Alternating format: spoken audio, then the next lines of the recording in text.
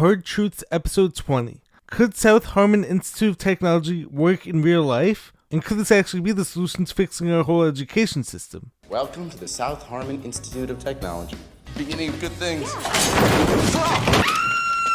If you guys haven't seen the movie Accepted, go watch it right now and you guys can thank me later. It's one of the funniest movies ever made, but like beneath all the humor, there actually is a lot of truth in that movie. And there's a legitimate, genuine message and a lot of powerful points that are made. The movie essentially calls out the whole messed up education system. School is for chumps. And the characters end up creating a fictional college known as South Harmon Institute of Technology, which I know spells out, you know. And the college was designed for kids who got rejected from every other school. But they actually end up coming to a very powerful realization, which is that self-motivated learning is oftentimes the best type of learning. Now, of course, there are subjects like all of us should know about, whether it's simple math or reading, but when our current education system is so set on creating a class of indoctrinated students who can't think for themselves and who are told not to question everything, this is of course a huge problem. Houston, we have a problem. So in today's video, I'm going to be diving into some of these concepts that are spoken about in the movie Accepted, and I'm going to be giving my thoughts on how we can actually fix the whole education system. Can you handle the truth? The truth?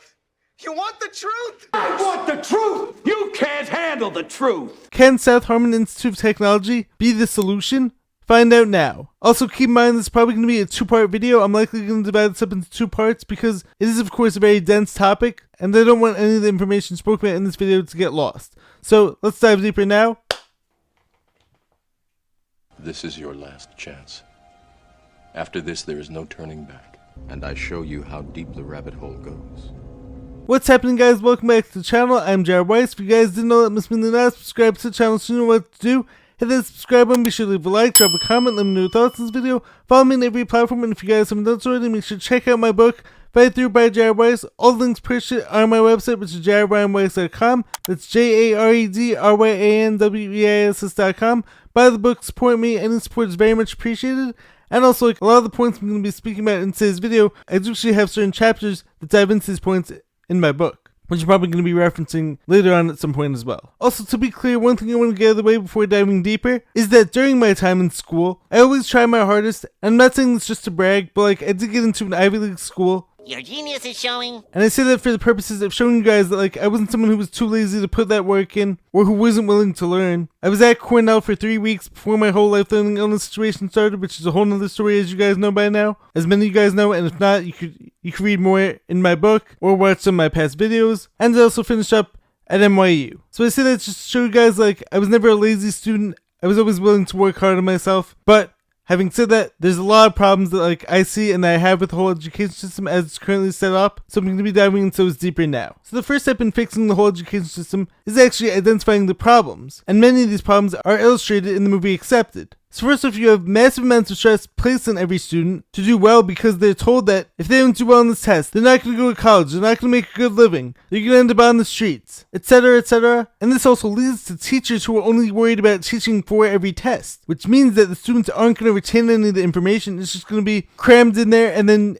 vomited out in every test. So is the goal of teaching this information actually make the kids smarter, or is it just about becoming better test takers? And furthermore, when students have to cram in every bit of information for every test, or if you're in high school and you're taking 5 APs while also playing on multiple sports teams as I was, and working out every day, waking up early, etc., etc., this is obviously very inhumane, which is why in high school I would walk around most days like a zombie, because in order to do all those things, there was no time for sleep. And as demonstrated in the movie, you could see all the college students who are hyped up on caffeine. Some of them are falling asleep in class and they're not able like to concentrate fully or to de-stress at all, which is very unhealthy. This guy's pretty bad. Hey, don't talk to me, man. Right? This is gonna be on the midterm. My whole life is riding on an A in this class.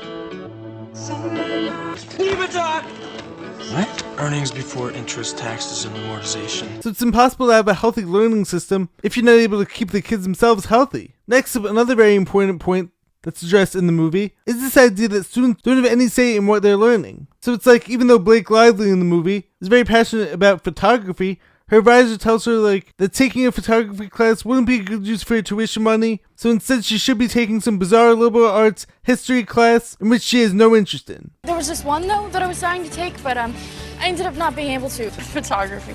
Really? That's cool. Yes, but they said it's only for journalism majors, and then there's this art photography class or something because certain photography classes don't apply to a degree in photography. That makes no sense at all. I know. And how many of us, whether in college or high school, take classes that we don't care about at all, and we're constantly asking, will we ever need this again at any point in our lives? And I can tell you from experience that most of the time the answer to that question is no. How about no? So Bartleby, when he's designing his whole fake college, actually decides to become part of the conversation. He decides to get the students involved in where their tuition money is going. He actually asks all the students what it is that they want to learn about. Why are you asking me? Because I have a hunch that no one's ever really asked you that before. Well, I like pancakes and alfalfa sprouts and lemonade. Okay, you know what? Let's appropriate the bulk of this man's tuition to learning more about the culinary arts. And of course, in the movie, because it's supposed to be a comedy, a lot of the students are only interested in all these classes that they're dumb or brain rot or are essentially meaningless classes. But by the end of the movie, you can actually see how this idea of self-motivated learning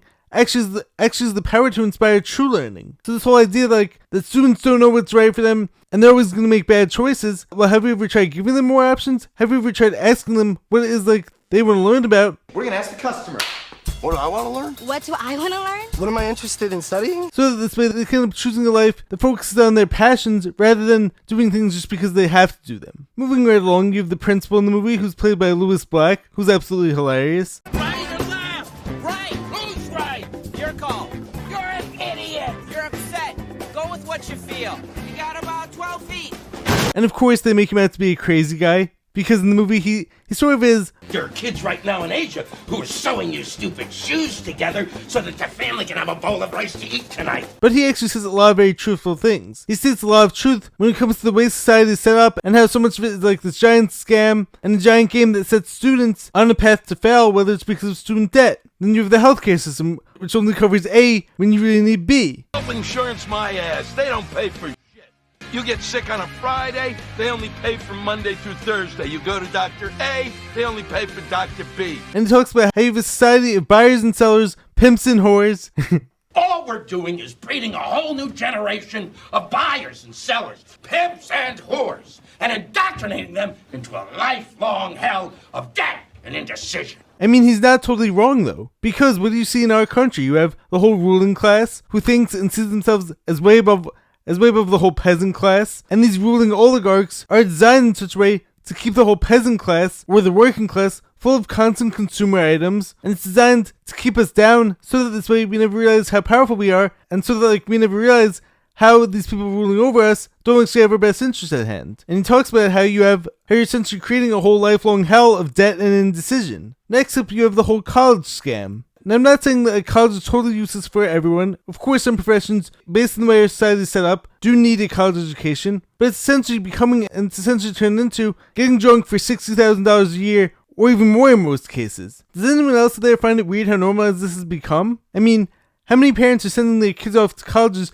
just to party and just to spend all their money on drugs, alcohol, and what do they actually come away with? Did they actually come away with good jobs? Or did they just come away fatter, lazier, and in tons and tons of debt? Maybe I'm just the crazy outlier here, but I consider that to be a huge waste of money and time. And this whole idea of hazing in order to be accepted by friends is such a backwards idea too. Ask me about my winner! Why are you wearing this? Every single brother in my fraternity has worn this suit. Why are you doing this? You're humiliating yourself, buddy. You know what, B? These are the happiest times of my life. It's idea they used to humiliate yourself in order to have friends, and the only way to be cool is to be part of a fraternity or sorority, and to get into those things you have to humiliate yourself. And once again, this is not me saying that every person who's in the fraternity or sorority is doing it wrong. It's just me looking at the overarching idea behind it. And once again, to each their own, so if doing that works for you, and if you enjoy it, by all means go ahead and keep doing that. But if you're someone who's willing to change who you are, or to sell out in order to be part of a frat or to be part of a sorority, what does that say about how much you value yourself and your own self-worth? And the same thing can be said for getting into college. It's like as Bartleby says in the movie when he's applying to colleges, and you're told no because you didn't play enough tennis, or you didn't play enough instruments. It's being said no to. You know what? I'm sorry, you're just not quite good enough. You didn't have extracurriculars, you didn't play enough tennis, you didn't study hard enough for your scores, so you're not gonna make it. You know what? Screw that. But it's like, what if you're someone who's not into those things? And once again, how much time is there in a day to be doing all that? How much time is there in a day to be taking 5 AP classes, to be applying to colleges, to be taking all these tests, to be playing 4 sports, to be playing an instrument, and to be helping out the homeless. And trust me, I know from experience, which is why every waking moment for me back in high school was always something, and I had to sacrifice a lot of healthy, normal stuff like sleep just to get into a top college. And then on top of that, how you have to interview a certain way, just to prove to these people that you're worthy. Do you think that during these interviews, every student is actually being authentic to who they truly are? Fake, fake, fake, fake. Or is the system just simply telling you and encouraging you to be someone you're not in order to get accepted and in order to just fit in and be just like everyone else, be miserable just like everyone else, but like, as long as you're fitting in, you're doing the right thing according to them? How does that end up working out in the long term? Don't we all actually value people who are authentic to who they are and who aren't afraid to be who they are? So then why is so much of the whole school system designed to get everyone to fit in, to think the same way, to believe the same things? And another point is this idea like that everyone has to have their whole life figured out by the time they're 18 or 20 years old is crazy. Life is about exploring, it's about finding your passions, finding what you're interested in, and then you can decide what you want to do. But this idea like, when it comes to a college system, like, everyone has to know exactly what they want to do by the time they're 20. I mean, how many people end up switching majors 5 times? How many people actually end up taking a career that's drastically different from what they majored in? So what did all that money go to? And on this point, a lot of our passions don't even have to involve classrooms, and there doesn't have to be a college degree involved. It just simply requires a desire for learning, a strong work ethic, and being of service to humanity, trying to find out what problems we could solve with our own strengths, and how we can be the best version of ourselves and shine our own light on the world. Next up, we have the idea of indoctrination, and this concept is based on teaching kids what to think and what to believe versus how to think. As well as, of course, as many of us know by now, teaching false information that's just been repeated over and over again, so therefore we accept that as truth, when really that's not the case. And these days, I realize how much easier it is to find information that we're looking for, and how accessible all this information is. As long as we simply have a desire to seek it out, it's there. There's books, podcasts, YouTube videos, so like, even if we are going to school, we should be taking advantage of all these wonderful resources that are out there. It's also easier than ever to connect to the masters of certain subjects that we're interested in. So the whole idea of the classroom model being the only way to learn and the only place where true learning can take place is totally outdated. That's old school. So no matter how much I try to convince you that peer-reviewed journals or peer-reviewed resources or mainstream news is the only legitimate way to find knowledge, I think most of us are starting to realize now, or have realized for a long time, that's not the case, and the cat's out of the bag on that.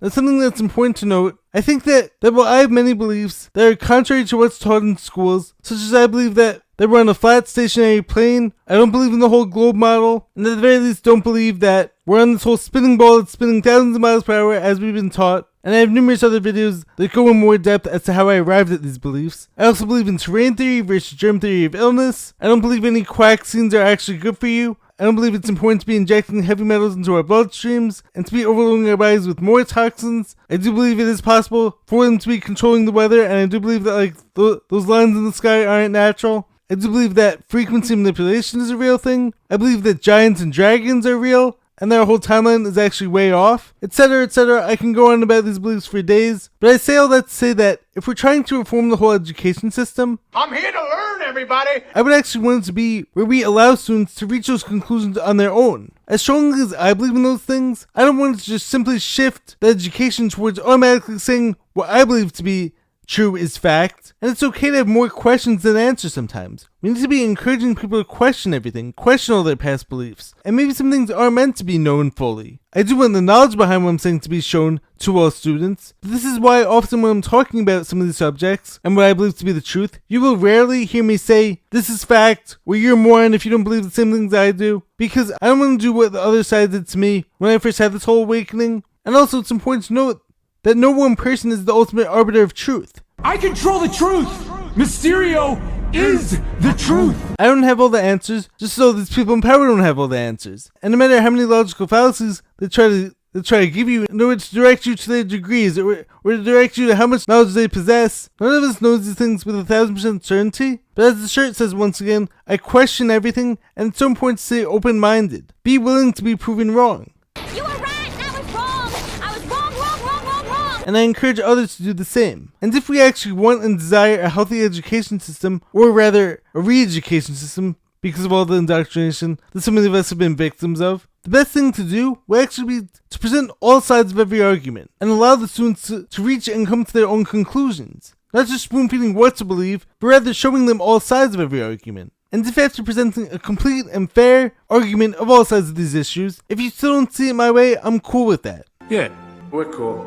I'm all for live and let live, as long as you can see where I'm coming from, and we can disagree respectfully, without turning into a whole, I hate you, you're my enemy, you suck. The problem is, the media is so set on this whole divide and conquer agenda, so therefore, we've been trained to see anyone who believes differently from us as the enemy, and as the problem, where if we actually saw the other person's argument fairly, and if we saw like the whole representation behind what the person believes, ultimately a lot of us will realize that like the people who we've been shown to be the crazies aren't actually crazy after all, and actually have a lot of backing behind their beliefs. So most likely I'm going to be cutting off there for part 1 of the video, and part 2 of the video is going to be more focused on the ultimate solution that I see to these issues and to these problems. I hope that you guys enjoyed part 1 of this episode. Part 2 will be coming out next week. Anyways, stay critical thinking, stay open-minded, question everything. Let me know your thoughts on this video. If you haven't done so already, make sure to subscribe to the channel, be sure to drop a like, leave a comment. I will catch you guys in the next one. Think for yourself. Don't let anyone tell you that critical thinking is dangerous. Stay positive, stay loving, stay hopeful. I will catch you guys next time. Peace.